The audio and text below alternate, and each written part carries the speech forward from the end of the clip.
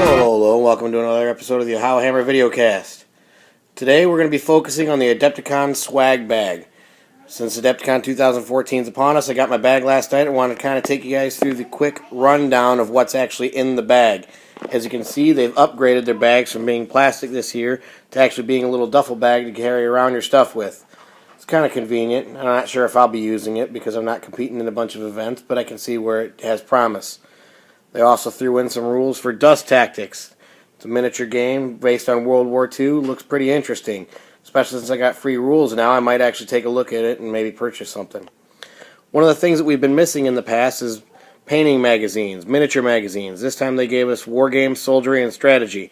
It's more based on historicals, but it's something to flip through on the ride back home when somebody else is driving. Badger Paint has been a constant sponsor of Adepticon for the last few years, and this time, at least myself, I got some surface primer. Last year I actually got some paint, but it's pretty nice to know that they're still sponsoring. Now on to the fun stuff. Victoria Miniatures here. Victoria Miniatures, if you don't know about her, check out victoriaminiatures.com. She's from Australia. She is probably one of the best sculptors and painters you're ever going to get a chance to get a miniature from. And if you get lucky enough to meet her at Adepticon, I'm telling you, she is awesome.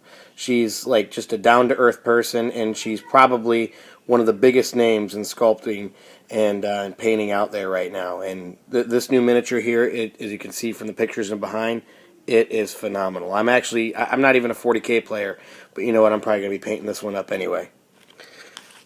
This one here, I'm not sure since it wasn't actually attached. It actually looks like a Victoria sculpt, so I'm not certain where this one's coming from because it didn't have a bag. It didn't have a card in the bag, but it is almost like a messenger holding a sword.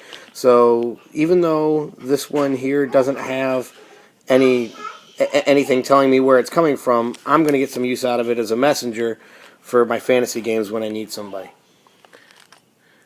Over here you got Forgotten Kings. This is a Kickstarter that's going to be releasing here on April 16th. They give you a little miniature so that way you get an idea about it.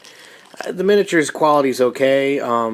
It's roughly 20mm circle size is what it looks like to me.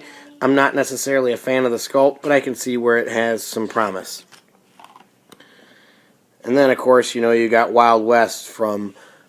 this is just awesome. You got Wild West from Exodus Games. You got Wild West from Exodus Games. And so here you have Wild West from Exodus Games.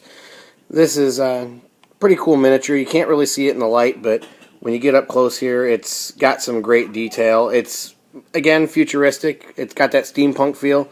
I'm not going to get any use out of it, but I've seen them having the Wild West stuff downstairs, being ready to run events. Everybody knows what's coming up next. War Machine.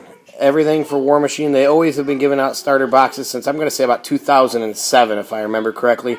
And this year's no different. This year I finally got something different than my Menoth or my Signar. I got Skyra. Now, I don't play this game. I do have a whole Menoth army painted. But now that these models are in my hands, I may, because this is a $60 box, and yeah, it's just beautiful models that makes me want to paint them. I have no idea how to play the game, but I'm sure somebody will show me. And the new book out from Black Library, Angel Exterminus. This is, in fact, the author, Graham McNeil, is downstairs signing these, so you can not only get your bag, but then go back through the registration and hit Graham McNeil, and he'll sign it for you. So, I mean, yeah, this is a pretty cool. Now, this is, I want to say, book 12 or 13 of the Horus Heresy, maybe even book 14. I'm a little bit disappointed because I was hoping that Black Library as a whole would have already revved up their Audible campaign. And what I mean by that is have their books set up to where you can get them from audible.com and you can listen to them as opposed to reading them.